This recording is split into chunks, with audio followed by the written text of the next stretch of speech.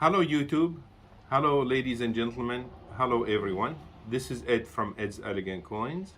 We come back to you this week with another video to show you some of the product that's been coming in from the estates or the clients.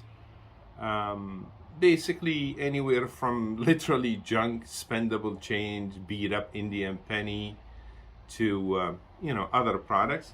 Also would like to discuss as to why we think the selling is getting exacerbated, exhausted, and it may be a good idea to start dipping into the metals as it's left for dead, really.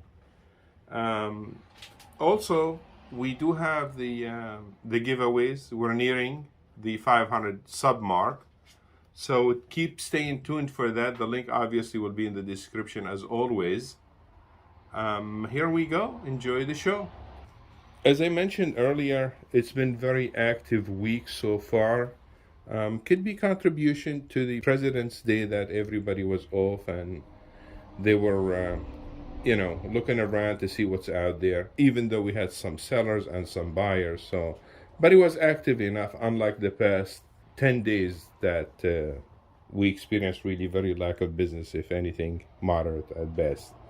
We're going to show you some of the products that's come in. We've had anywhere from, this is 800 silver. They are pretty, but they're Canadian, $half. We also had some in the dollars, 800 semi-proof, like they're called. They don't go for much over melt, very low numismatic value.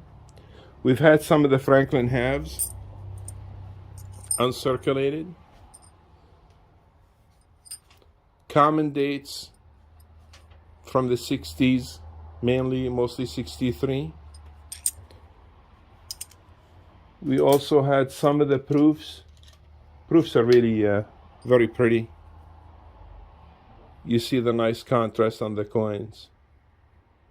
Yeah, the Franklin is very, very pretty in this proof version. We've had about 50 pieces of these came in as well. The uncirculated, we had about 6 rolls of plus. We've had some, silver dollars, piece dollars in higher grade, anywhere from, they call them BU, brilliant uncirculated, but they're really more like telemarketers type of product. So not too much in a way of super numismatic value. That's as far as that goes. We've had some gold that's come in as well. These are Canadian $half commemoratives. They're made out of 22 karat. They're proofs, very nice, but very low numismatic value as well. They're like just slightly over melt. So we always say if you wanted to buy cheap gold, these would be great item to buy cheap gold. They are a half an ounce each. There's few different designs, as you can see, bears the queen's head on the coins. These were made in the 80s. Buffaloes, as usual, they come and they go, but it's one of the prettier coins that the US Mint has put out there. This was a little bit different. These were, I'm not too familiar with them, but I guess they've been around. They're the Sunshine Minting. It came in 1 ounce, a half ounce, and a quarter ounce. They bear the same design, so I'm going to show you the obverse and the reverse on the larger one. You get a better view of them. Look them up. They're okay. They seem to be going the same category as the golden maple leaf, so they're not a huge premium. I'm not really sure about the smaller ones, as I haven't had much time to investigate them. I would suspect they have a little bit more of a premium, but they are kind of different. This is a gold coin. This is, I don't even know what this is. It's Republic of Liberia. It looks like proof finish also. It's a Jubilee, Diamond Jubilee, so it's a commemorative, 1895 to 1970 to President Tubman. This is kind of cool. They're always desirable. A 10th ounce Libertad. This is from 2015. Some of them are much scarcer. I'm not so sure if this is the scarcer one or not, but I want to say they're probably fetch about $300 worth. The previous one, I don't think it has much of a numismatic value. Most of the world coins, they normally don't. This is kind of cool. It's a Liberty US metal, the high relief. Tiny little piece, but it's very pretty. The proof is so hard to see. Bears the eagle flying. It's a 1/10 of an ounce proof gold, so a metal by the US Mint, obviously. We've had some of the smaller Valcambi bars, the 1 gram. Those are the most sought after by a collector since they can't afford the bigger pieces and the likes. We also got them. I thought these were cool. The company must have put them out there in a 5 gram in the boxes. We had a few of these, the 5 gram golds, similar pattern. This is a gold 5 gram bar that came in a bezel, very pretty. No, I'm sorry, it's 2.5 gram in a bezel. I think that's Engelhard. Is that Engelhard? Let me just see. Yes, that's Engelhard. This should be worth some kind of numismatic value. Very pretty in a bezel, but it's still brand new. It was never worn, so just to let you know. And a nice gift box there. This was unusual, a little bit beat up. I wish it was in better shape, as the belt is a bit beat up. This is a Patek Philippe, which, if you don't know, it's a very expensive watch, the Patek Philippe. The belt is, like I said, a little bit beat up. It's 18 karat belt. It's 18 karat. See the back. Again, it's really seen a lot of rough days, this one here. Patek Philippe in 18 karat gold. We had, obviously, some of the Saints. Some slightly better date. They are beautiful coins. 1924 and 62. I think the last couple of videos, you've probably seen enough of that for a little while. But here, it wouldn't hurt to show you some more.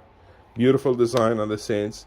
I do like them in this lower grade, as they're not much over the numismatic value. And that will give you a good amount of gold to hoard instead of spending double that on a higher grade. I'm not saying either one is bad or good.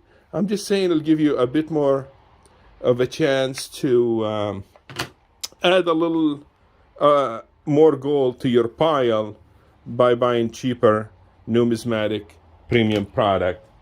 This is 20 Liberty. This is 1904, which is the last year of issue. If you watch the previous two videos, you've seen we had a boatload of these, but that's in very good condition. Another Saint, 1928 in PCGS. This is a Buffalo and MS69 ANAX holder. These they're a bit better pieces, the 13D and 62, even though they're ICG. I'm sorry, I'm a bit biased, partial. I'll tell you why. I'm not as big of a fan of these grading companies such as ANAX or ICG. I say ICG stands for I can't grade, but that's the $20. This is a better piece as well.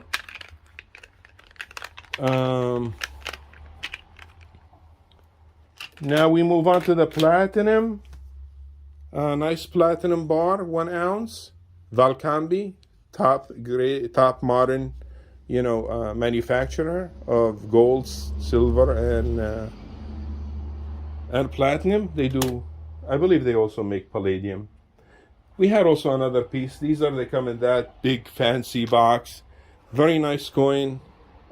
It's a replica of the $20 St. Gordon back like in the day. This is $100. It's called High Relief. Very sought after by collectors and dealers. Mintage was only 100,000. It's high relief, scalloped, gorgeous design. A little stubby. I wish it was a little bit wider by diameter, but it's still very pretty coin. It comes in this big fancy box, mahogany box. I mean, this box is probably cost the mint a couple of $100 to make. That's as far as that goes. We will show you some of the paper money that's come in. We've taken in some Confederate, fairly common, $5 Richmond, Civil War type of stuff. These are less common. This is the 50, absolutely gorgeous. $50. We have these online in our eBay store as well. Just put them up last night. This is a very beat up $5. It is beat up. It's a filler, ripped up and torn and the like.